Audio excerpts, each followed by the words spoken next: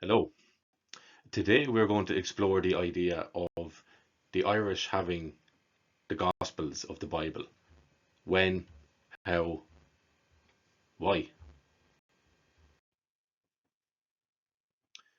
Much of what I have written here comes from Grok and ChatGPT because it's great for collating relatively modern, relatively mainstream points and kind of amalgamating them right into short essays. So it's useful. It cannot be the answer to everything, right? But it's certainly a good guidance when posing questions. And so, when reviewing Ireland's history with literature, in particular Christian literature, whatever that may be and whatever that may have meant at the time, we come across very, very old manuscripts, okay? And the first we come across is argued to be the oldest surviving manuscript in Ireland, and it's called the Cathach of St. Columba, which is dated at around 590 AD or CE to 600 AD. This manuscript contains parts of Psalms in Latin. Not only is it considered old in the context of Ireland, but it is also recognized as one of the earliest Latin psalters in the world. Aside from the Cathach of St. Columba, Ireland has also ownership of the Codex Userianus Primus, an apparent incomplete document, which does hold fragments of the four Gospels of Matthew, John, Luke, and Mark, in that order too. So when is it from? Scholar David Dumville has proposed a 5th century date for the manuscript, arguing, based on the script's characteristics, that it might have been copied on the continent before making its way to Ireland. This suggestion challenges the traditional dating but is supported by examining the script's style, which could resemble older Latin scripts used in that century. The manuscript's script, while fragmentary, shows traits that could align with pre-7th century writing practices, potentially placing it in an earlier time frame than initially assumed. The manuscript's single surviving decoration, a cross on folio 149V, has been compared to other early Christian art forms. This cross, outlined in black dots and framed, might suggest a connection to earlier Christian iconography from the 5th century, particularly if one considers influences from Mediterranean or continental art which could have reached Ireland through missionary activities or trade. Notice the word could there, okay? So it's speculation. There's questions around these things. We don't know for certain. And here we meet an adherence to a model where we find that Christianity and the symbols and iconography just have to have come from the east to the west to Ireland. For tradition holds that Christianity arrived in Ireland with St. Patrick in the early to mid 5th century. However, we are given events which relate to Ireland and Christians, especially with, quote, believers in Christ, which were in existence prior to St. Patrick's arrival. Shortly beforehand, we have Pope Celestine I, where he sent Palladius to Ireland in 431 AD, prior to the arrival of Patrick. Some say Palladius was indeed Patrick himself, or the character that Patrick became a myth for. But either way, the primary reason for this mission, Palladius being sent to Ireland, was to establish and consolidate Christianity among the Scotti that believed in Christ. And the Scotti at the time was the name of the Irish. It subsequently became the name of Scotland. Scotti, Scottish. So we have, prior to St. Patrick and the traditional arrival of Christianity in Ireland, we have Palladius being sent by the Roman Pope to Ireland to become a bishop for those who were already there who believed in Christ. So you would imagine then, if you had believers in Christ in around 430, how long were they believers? We can't be sure. Does it stretch back into the 4th century, perhaps?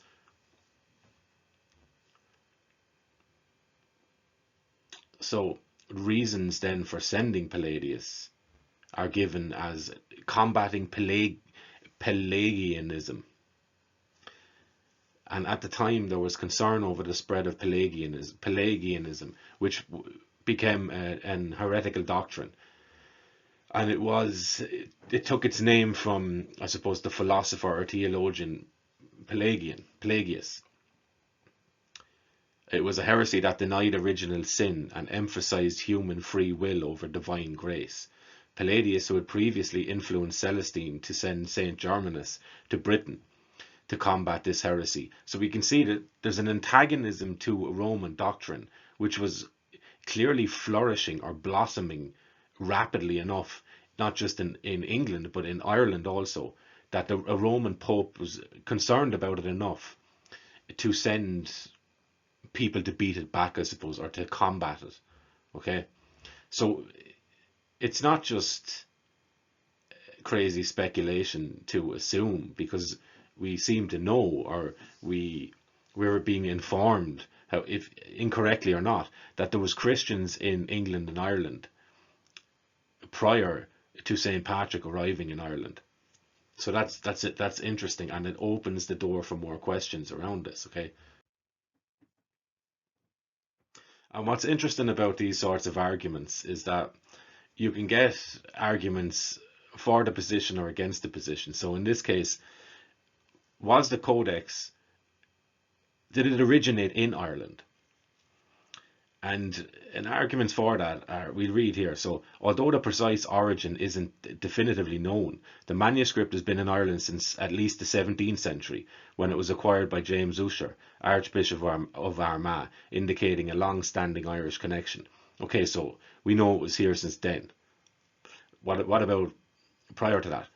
We have a comparison with other manuscripts. Similarity with other Irish texts led scholars to compare the Codex with other early insular manuscripts from Ireland, noting stylistic similarities in script and layout. And the insular manuscripts are what the name given to monastic manuscripts, which tend to be prior to the complete establishment of the Roman system of churches and bishops and whatnot. And counter to the previous, we have the arguments that the Codex was from the continent and was brought to Ireland. And this is based on the paleographic unsealed script arguments that are said to couple the Codex script with a Gaulish or Mediterranean style of the 5th century. Parchments, etc., are more in line with what was used on the continent. As with much of paleographical evidence, this does not negate the potential for the ideas of the writings being Irish themselves. One of the primary limitations of paleography is that while it can estimate when a particular copy or manuscript was written based on the style of handwriting, it generally cannot determine the age of the original text or composition. So again, it leaves doors open for questions, because you might find unequivocally that this codex was written in the 5th century or the 7th century, but that doesn't tell you how old the ideas that are in the text were. It just tells you, or points to, or suggests to you when it may have been written down. Okay, so ideas always predate their written counterpart, because in order to write them down, you have to have them prior to writing them down. And paleography, it doesn't tell you the originating date or the original time of the ideas. So what we know is we have in Ireland 4 Gospels, and there's speculation around, there's questions around whether they're from the 5th century. There's also an argument to be made that they may be older than that, at least in terms of the ideas, or maybe that they're from the 7th century.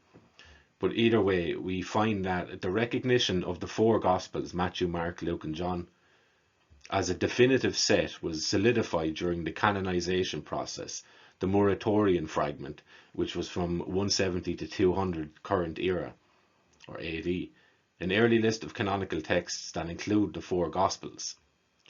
We have church councils. The process of canonization was formalized in the 4th century, particularly at the Synod of Hippo, 393 AD, and the Council of Carthage, 397 AD, which confirmed the 4 Gospels as part of the New Testament canon.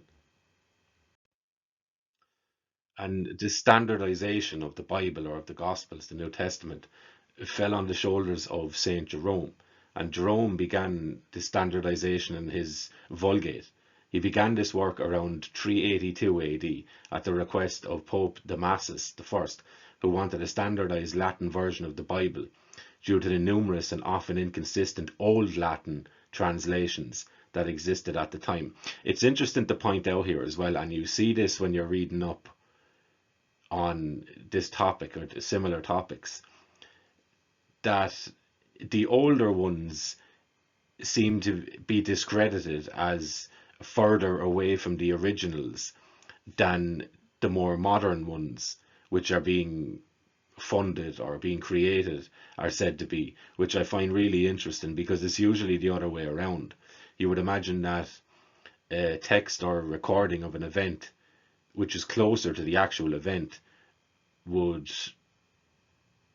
be closer to the truth of what actually happened than one that was further away in time. But with biblical scholarship and history, we tend to view history from the standpoint of where we are today, where we read into history a justification for these early church fathers, and the distortion, the negation, the denying of other texts that were said to have been gospels in and of themselves. So I mentioned a couple of minutes ago that Saint Jerome was given the task of standardizing a Latin version of the New Testament to allow for the battling or the countering of texts that were written, gospels that were written in older Latin, which it was claimed they were less authoritative or less clear, right, less pristine. And we read about the Codex. It represents an early example of the Old Latin text tradition for the Gospels, which predates Jerome's Vulgate. It's one of the few surviving manuscripts of this tradition, reflecting a text type that was widespread before Jerome's Vulgate became dominant. The manuscript contains only the 4 Gospels, and its text has numerous variants that differ from both the Vulgate and later standardized texts. So what are we to make of all of this? That we have in our hands in this country Gospels which predate or seem to predate the standardization of the Gospels, and there's noticeable differences between the Codex Gospels, I will say the Irish Gospels, and the standardized Roman Gospels. Is that not the most fascinating thing in the world? What are they doing in Ireland? If Ireland had no part to play in the birth of Christianity, then what are these texts doing here? What are these ideas doing in Ireland so soon after, or even prior to, the standardization of Christian thought? Fascinating stuff. And what are we to make of this? So the Irish seem to have been in possession of a manuscript that outdated the standardization of the Bible by Saint Jerome. And remember, this was the same Jerome that waged a theological war against Pelagius, and who was later branded a heretic. Again, Pelagius did not subscribe to the idea of original sin. He did not subscribe to the idea that babies needed to be baptized when they're born or soon after to wash away the original taint of being human. He did not believe in that. He believed above all else you have free will and choice. And this is what Saint Jerome is battling against. At the same time, he's also standardizing the Gospels in Latin to combat from what seems to be the type of Gospels that the Irish had in their possession. So Saint Jerome, an early church father, was battling the Irish on 2 fronts, against the man Pelagius and against the ideas of these Codex Gospels. So how do we square that? Who knows? But we're left with the open question of whether this text predates the 7th or the 5th century, or perhaps both. And we tend to hit a wall with the 5th century, as some are blinded by the boundaries they impose, by believing that these ideas simply could not have been in Ireland until the time of St. Patrick, when we know that they have to have been. And because we have evidence that Pope Celestine I, in around 422 to 432, sent Palladius to Ireland as the first bishop for those who believed in Christ in Ireland. This strongly suggests that the Roman Pope at the time believed that there were enough Christians in Ireland prior to Patrick to warrant sending a bishop all the way to the western edge of Europe. We're simply left with questions.